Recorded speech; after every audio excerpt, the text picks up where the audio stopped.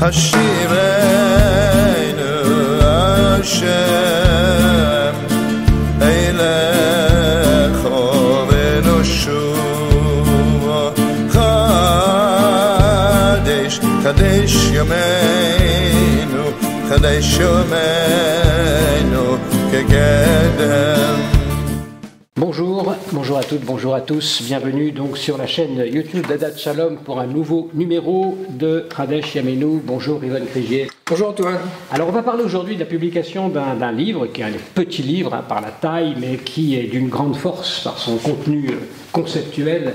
Il s'agit d'un texte écrit par Abraham Heschel, un homme de Torah donc, qui vécut au siècle dernier, qui marqua la pensée juive par son approche très singulière. On peut citer le livre le plus connu de lui, c'est-à-dire Dieu en quête de l'homme.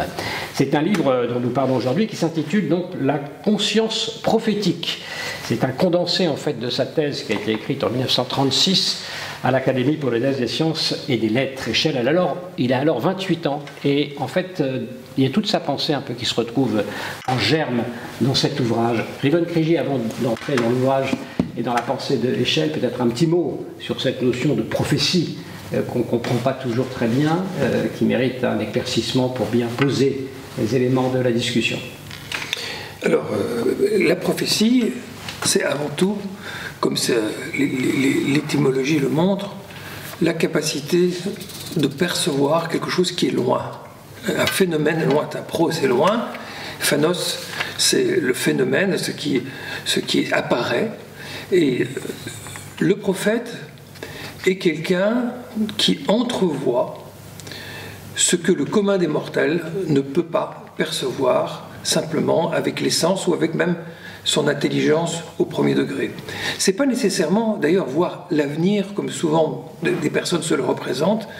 Le prophète, c'est simplement quelqu'un qui a une hypersensibilité et qui est capable de rentrer dans l'infrastructure des choses, de voir les macro-phénomènes qui se passent dans la société et d'en être le chantre ou celui qui avertit et met en garde des dangers que cette réalité engendre. Dans la préface que vous avez écrite, Yvonne Krigier, sur cette étude d'Heschel, donc, vous dites qu'elle ambitionne d'esquisser les linéaments de la théologie qui innerve la spiritualité d'Israël, que Heschel tient pour la plus authentique. Peut-être un mot donc, maintenant de cette théologie, ou ces linéaments de théologie qu'on trouve dans ce livre. Comment on pourrait décrire ça simplement, si c'est possible? Alors simplement, ce qu'il faut d'abord voir, c'est que le phénomène de la prophétie fait partie d'un phénomène beaucoup plus général, qui est celui que je qualifierais des états modifiés de la conscience. La perception humaine ne tient pas uniquement, encore une fois, avec ce que perçoivent les sens, ou en tout cas de la réalité conventionnelle.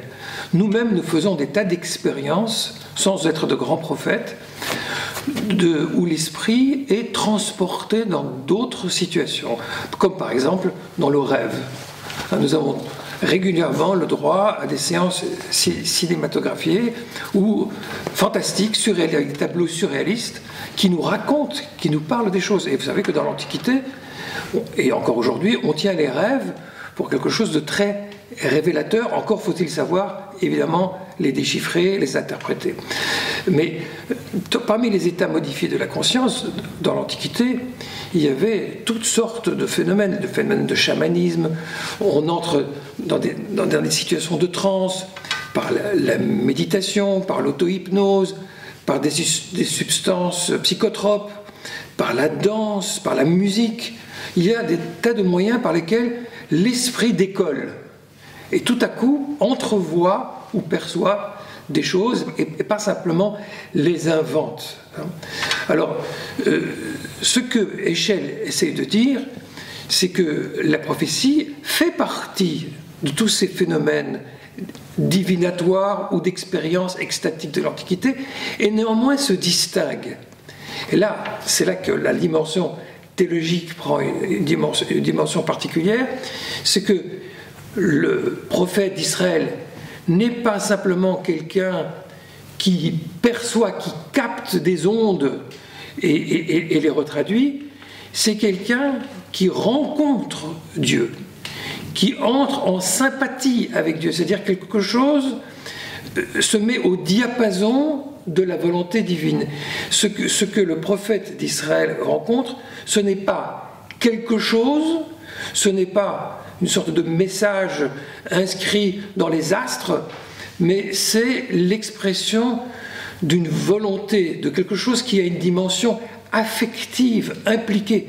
Et ça, c'est la découverte particulière ou la dimension particulière de la prophétie en Israël, c'est qu'on est en lien avec une personne, la personne divine, et pas simplement avec l'esprit ou, je veux dire, un peu la manière spinoziste, c'est-à-dire la structure organisatrice du monde.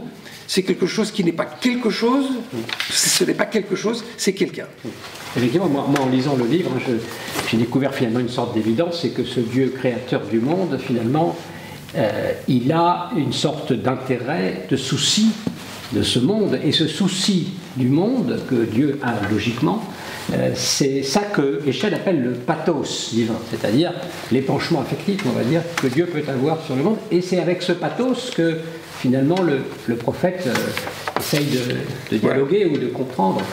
Et Heschel dit que c'est ça la spécificité, la valeur ajoutée de la prophétie d'Israël, par rapport à tous les phénomènes que j'ai décrits. C'est-à-dire que le prophète perçoit pas simplement les grands mécanismes qui sont à l'œuvre, il perçoit le souci de Dieu. C'est, comme vous l'avez dit, la dimension impliquée, affective de Dieu. Parce que être une personne, la spécificité d'être une personne, c'est que l'on est sensible. Et que sans cette sensibilité, quelque chose ne peut pas être véritablement envisagé en profondeur dans ce qui se passe. Non seulement ça, mais la sensibilité est réactive. Ce qui veut dire que le prophète ne capte pas simplement des déterminismes qui sont en route, il perçoit aussi quelque chose qui peut se modifier, quelque chose qui peut se transformer en vertu du dialogue. Et ça, c'est l'élément neuf. Il a fallu pour cela tout un cheminement dans l'histoire de la pensée. Parce que quand on reprend les grands philosophes de l'Antiquité, comme Aristote et Platon, le Dieu est très retiré et il est très insensible. C'est pas un Dieu qui a le souci de ce qui se passe dans l'en-bas. Ou même plus tard chez Spinoza, c'est pareil. Alors que ce que Heschel dit, même si c'est bizarre pour un moderne, parce qu'on n'est pas en contact comme ça direct, on dit... Ça pose le problème aussi des fameux anthropomorphismes, et de dire comment ça se fait Dieu aurait un souci, comme si c'était une personne avec qui on pouvait éventuellement dialoguer. Et là, on tombe dans cette catégorie qui est une catégorie d'objection, finalement. Oui, c'est là que Heschel va à contre-courant, en tout cas de son temps, où on a encore très fortement les héritiers de ce Dieu abstrait. Il dit arrêtez de remettre en cause les anthropomorphismes. Il y a une dimension effectivement problématique quand on rabaisse Dieu aux caprices, aux lubies et aux attitudes dissolues des humains, et comme on peut le voir dans la mythologie grecque, dans le comportement de certaines divinités, mais c'est trop réducteur. Il dit l'anthropomorphisme, c'est aussi ce qui a de possibilité de rapprocher l'homme de Dieu dans sa dimension la plus noble. Dans l'humanité de l'homme, il y a aussi des choses qui sont les plus fines et les plus sensibles, justement. Et dans cette dimension-là, dans cet anthropomorphisme-là, on touche au divin. Donc, Heschel parle de théomorphisme. C'est l'homme qui est à l'image de Dieu, et non pas Dieu qui est à l'image de l'homme. Et on peut trouver dans ce qu'il y a de plus humain quelque chose qui nous rapproche de Dieu, et non seulement qui nous rapproche de Dieu, mais qui nous met en communication avec Dieu. C'est cette proximité-là qui fait que quelque chose peut se jouer et que quelque chose peut se passer dans l'interaction et pas simplement dans la captation. Alors justement, c'est cette interaction, juste un petit point peut-être pour préciser, puisqu'il s'agit d'entrer en sympathie avec ce pathos, les termes d'échelle, pour être en mesure de prophétiser. Entrer en sympathie, est-ce qu'on peut peut-être juste... Oui, parce que d'abord, c'est pas la sympathie au sens du mot moderne. Je rencontre quelqu'un avec qui j'ai des atomes crochus et je le trouve sympa. C'est pas de ça dont il est question. La sympathie, c'est la collusion. C'est la proximité qui va faire qu'on entre sur la même longueur d'onde et qu'on entre en résonance, comme des instruments de musique qui s'accordent. Enfin, il n'y a pas d'union, mais c'est le terme de résonance. Il y a une distance, mais il y a un lien qui se crée par le fait que on est sur la même tonalité et que tout à coup il y a un courant qui passe. C'est comme si ça permettait à des ondes de traverser en créant les conditions. Créer les conditions de cette transmission, c'est ça qu'il appelle la sympathie. C'est quand même parfois vrai aussi, même finalement entre deux personnes. Ah mais totalement. C'est même toute chose égale par ailleurs. Et il y a des phénomènes de télépathie qui se produisent précisément parce qu'on est sur la même longueur d'onde et on est sensible aux mêmes choses. C'est ça que le prophète essaie d'atteindre selon échelle. Il essaie, entre guillemets, de se mettre dans l'esprit de Dieu. Il essaie de se mettre sur la même longueur d'onde que Dieu et il essaie de regarder le monde, si on peut s'exprimer ainsi, avec les yeux de Dieu. Je mets plein de guillemets, mais c'est ça le sens de la sympathie. Et c'est ce qui lui permet justement d'entrevoir des choses qu'aucun autre être humain ne peut voir. Tradition spirituelle qui est pour échelle la plus authentique, dites-vous. Quelles sont ses sources d'inspiration par rapport à cette vision prophétique? Est-ce qu'il a pris ça dans une tradition bien ancrée ou il y a quelque chose qui est très personnel aussi dans sa façon de voir?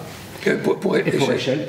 Bon, alors, c'est clair qu'il écrit à un moment, dans la première moitié du XXe siècle, où on connaît en Europe l'essor de la phénoménologie, d'un courant de pensée philosophique très important qui vient un peu mettre à bas toutes les méthodologies, tout simplement en mettant en évidence que les phénomènes de la société, dont la religion, ne peuvent pas être compris de manière scientifique, froide, en analysant uniquement les faits ou les contenus intellectuels, mais qu'on peut comprendre vraiment la prophétie que si on comprend que c'est un phénomène de conscience. Bon, au début de notre émission, je parlais des états modifiés de la conscience. Il faut rentrer dans cet univers pour comprendre ce qu'est la prophétie et pas traiter ça comme simplement des délires ou des déchets. Ce sont de véritables expériences. Si on veut comprendre ce qu'est la prophétie, il faut justement prendre conscience que c'est une manière de vivre les choses en prenant très au sérieux ce que l'homme vit dans son intériorité et pas simplement, encore une fois, ce qui se passe sur un plan factuel. Et ça, c'est l'apport de Heschel aussi, de travailler sur la conscience prophétique et comment l'esprit travaille. Alors, est-ce que c'est lié aussi, dit-on, enfin, en tout cas, il était très influencé par le hasidisme. Est-ce qu'on peut dire qu'il y a quelque chose que la manière dont le hasidisme a abordé ces questions qui est aussi ressemble en fait à ce geste-là? Je trouve votre question très intéressante parce que effectivement, il y a dans le hasidisme, dans la naissance du hasidisme, une volonté de renouer avec l'expérience prophétique, avec l'expérience extatique, de ne pas être dans l'analyse froide des grands maîtres, des yeshivot, où tout est devenu normatif ou intellectuel, où on contemple les symboles de la divinité à travers les études kabbalistiques sur le monde divin. On sort de la démarche purement intellectuelle, et le chassidisme essaie de relire la Bible. C'est une nouvelle interprétation de la Bible. La plupart des écrits chassidiques suivent la paracha de la semaine. On relit les versets, mais au lieu de s'intéresser aux personnages, à leur histoire, et essayer de comprendre le contexte. On essaie de comprendre qu'est-ce qui se joue en arrière-fond sur le plan psychologique dans la bataille humaine que mène chaque être humain face aux épreuves qu'il traverse.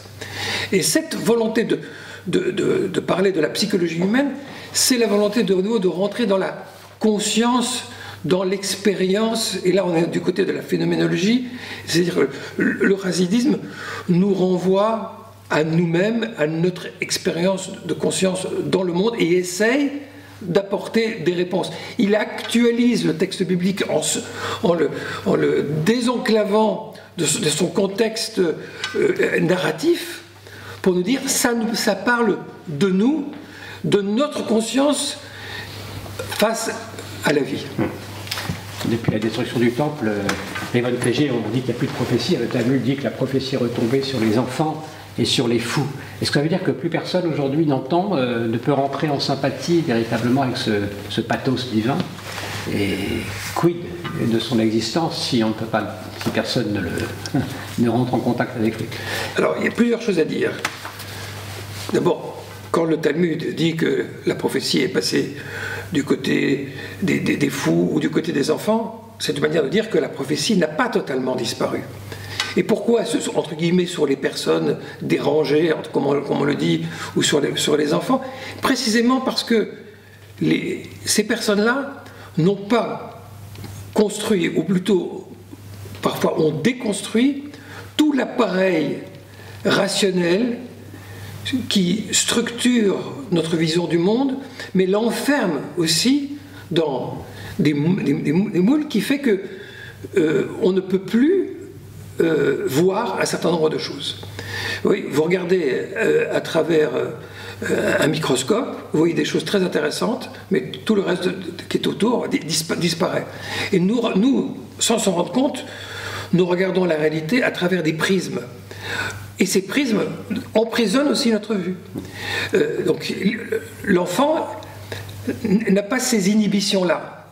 Le fou, entre guillemets, c'est pareil. Donc ils ont une hypersensibilité qui leur permet d'appréhender des choses que les autres sont désormais incapables de voir. Bon, ça ne veut pas dire que la prophétie a totalement disparu. Même le Talmud dit que les sages, grâce au travail de mise en perspective des textes, peuvent entrevoir des choses que le commun des mortels ne peut pas voir. Mais il y a quelque chose de beaucoup plus global qui a disparu. Parce que pour voir des macro-phénomènes, il faut avoir une structure nationale bien construite, bien puissante. À partir du moment où le temple a été détruit, on a perdu les conditions pour voir comment Dieu entre en contact avec l'ensemble de la nation. On ne peut plus avoir d'expérience que à titre ou individuel ou communautaire, c'est-à-dire très très limité, c'est-à-dire des prophéties très très restreintes. Et puis il y a aussi une croyance beaucoup plus profonde encore derrière tout ça, c'est que le fait que nous ne soyons pas dans nos conditions optimales et qu'il y a quelque chose de déprimé dans l'âme humaine à partir du moment où elle n'est pas pleinement épanouie, eh bien, quelque chose de l'inspiration se réduit considérablement. Si bien que l'épanouissement de l'individu, mais aussi du peuple, conditionne l'essor de la prophétie. En tout cas, c'est la conception que l'on trouve dans le texte. Il y en a qui disent, ou qui vous disent souvent que la prophétie pouvait revenir en Israël précisément à partir du moment où ce corps national se reconstituait, quand la majorité de la population juive mondiale se trouve sur sa terre. Est-ce que, à un moment donné, les conditions étant remplies, la prophétie peut revenir en Israël aujourd'hui? En tout cas, c'est clairement une des grandes espérances de la tradition juive. On dit clairement qu'avec la destruction du temple, la puissance du phénomène s'est considérablement réduite, mais l'espoir, c'est qu'effectivement, avec la résurgence et la renaissance de l'État d'Israël, évidemment pas tout de suite, mais à terme, oui, les conditions de l'état d'esprit prophétique se remettent en place et qu'en effet, on voit des personnes qui deviennent de plus en plus aptes à capter des choses que la diaspora ou le pur exil ne permettait pas de capter. On trouve ça dans le Talmud, on retrouve ça chez Maïmonide, qui le dit très clairement, et notamment chez les penseurs juifs du XXe siècle, où ils disent, notamment pour savoir comment on peut renouveler la Torah et réintroduire des commandements de la Torah dans la réalité moderne, en disant que pour beaucoup de choses, ça dépend du renouveau de la prophétie. Il y a un fameux débat entre le Rav Hirschenson et Abraham Yitzhak Kook dans la première moitié du XXe siècle sur le renouveau du culte des sacrifices. Kook est très partisan, il pense que c'est une croyance fondamentale et qu'il faut l'espérer. Hirschenson est beaucoup plus réservé, voire sceptique, mais finalement, même Kook accorde à Hirschenson, on ne pourrait pas envisager de renouveler le culte des sacrifices sans le retour de l'esprit prophétique. C'est-à-dire, il faut qu'il y ait un état de conscience suffisamment puissant pour envisager pareille chose. Bon, personnellement, je ne suis pas convaincu que si l'esprit prophétique revenait, que le culte de sacrifice serait réintroduit, mais ça c'est un autre débat. Peut-être qu'Israël parlerait au monde aussi différemment, peut-être. Alors voilà, c'est un message universel. Alors ça, on trouve chez beaucoup de prophètes que dans les temps à venir, c'est un rêve ou un fantasme juif. 10 païens ou 10 personnes non juives viendraient tenir le manteau d'un juif pour le supplier pour qu'il enseigne la Torah. On n'en est pas encore là. Ça va peut-être venir. Oui. Et les écoles de prophétie aussi vont peut-être venir. Mais il y avait des écoles de prophétie. Qu'est-ce qu'on apprenait dans ces écoles? Très probablement, on apprenait des choses qu'on retrouve dans d'autres philosophies ou cultures, des techniques méditatives, des techniques de transe, des techniques de capacité de s'extraire de l'immédiateté pour se reconcentrer sur un certain nombre de choses, probablement aussi de l'ascèse, c'est-à-dire la capacité à sortir des pulsions, à faire des exercices spirituels, et la poésie. La poésie, on voit que l'écriture des psaumes est une lecture extrêmement inspirée. Le roi David lui-même dit dans un des psaumes qu'il capte l'esprit divin. Voilà, un programme pour les années qui viennent. Alors, oui, il y a du travail. Merci beaucoup pour nous avoir éclairé sur cette notion de prophétie. Donc, je rappelle le livre Abraham Heschel, La conscience prophétique. C'est publié aux éditions Ad Solem. Et je vous remercie évidemment à tous et à toutes pour votre attention.